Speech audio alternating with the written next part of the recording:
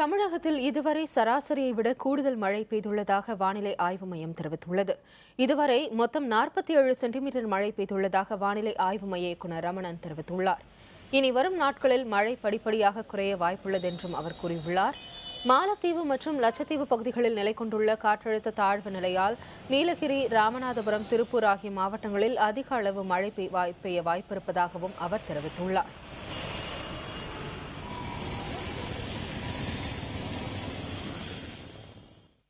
இது 3 மாதங்களில் நமக்கு பெய்ய வேண்டிய மழை என்று எடுத்து பார்த்தால் 44 சென்டிமீட்டர்.